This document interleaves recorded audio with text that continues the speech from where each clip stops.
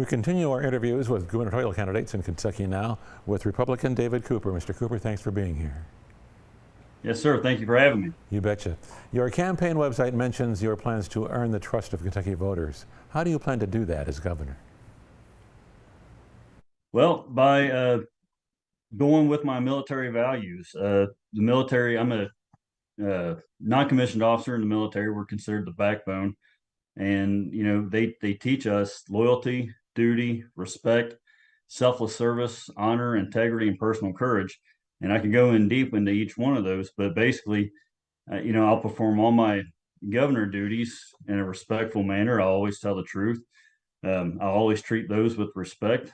And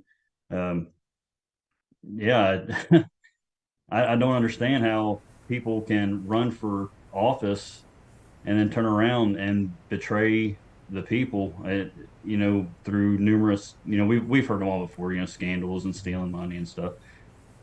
I don't want to be like that. I've served Kentucky since I was 17, and I want to continue serving Kentucky as governor. And if I can't do that, then 40 more years, 40 years in the Guard total. All right. You support expanding state revenue through casinos, medical marijuana, and returning Fort Knox to its former glory. What's your plan to gather more Republican support for these measures? I'm sorry. Could you repeat the question? I don't know if it's on my end. I could barely hear you. Okay, I'll speak up. You support expanding state revenue through casinos, medical marijuana, and returning Fort Knox to its former glory.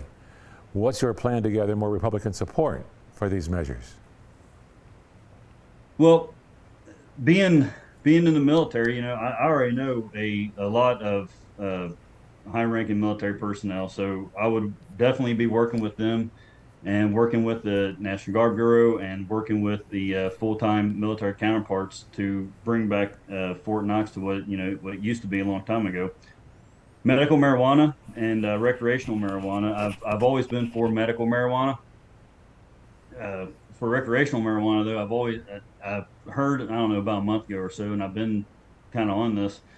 Leave it to the state or leave it to the counties. Republicans are supposed to be for less government anyway, so let's just leave it to the counties. The counties have wet and dry counties for alcohol, so just have smoke and smokeless counties for recreation marijuana. And then the last thing that you mentioned, Fort Knox. Returning Fort Knox to its former glory. I mentioned that. I talked about that one. Okay, through casinos and medical marijuana. Casinos. Okay, so the sports betting and casinos. I had a place in Kentucky that I thought would be pretty good. It was a triangular spot from Louisville, northern Kentucky, and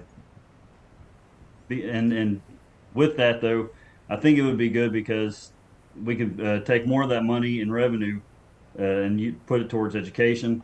I'm not ashamed to say, I've been to the casino in Lawrenceburg, Indiana. I've been to the casino in Hard Rock in Cincinnati, Ohio, and it's so it stinks to see all these Kentucky license plates in the parking lot, and 9 times out of 10 you'll see more Kentucky license plates than Ohio or Indiana, and that's just revenue that we're losing to other states.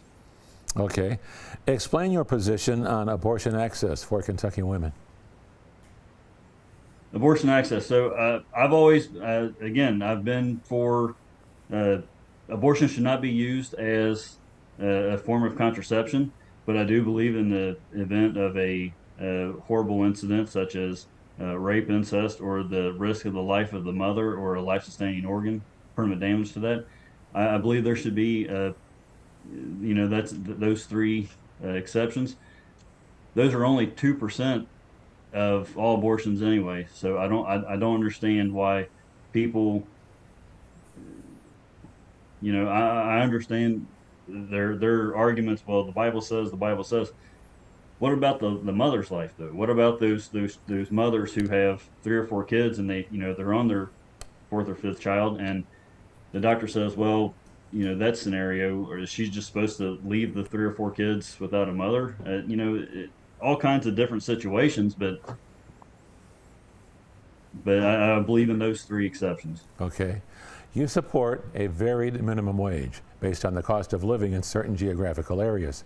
How would you garner support for this? The livable wage, I've not really touched much on this since I brought up that website.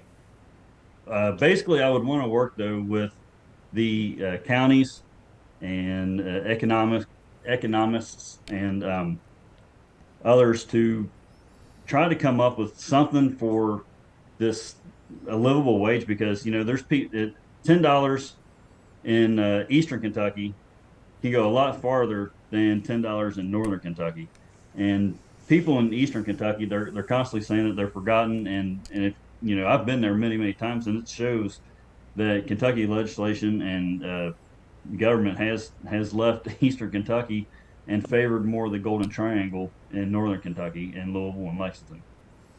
And lastly, why do you believe you're the right Republican candidate for governor of Kentucky? Because I'm the most like the average Kentuckian. I've been a blue collar worker my entire life, adult life. I've worked on farms when I was younger. I joined the military when I was 17, and this June will be 23 years.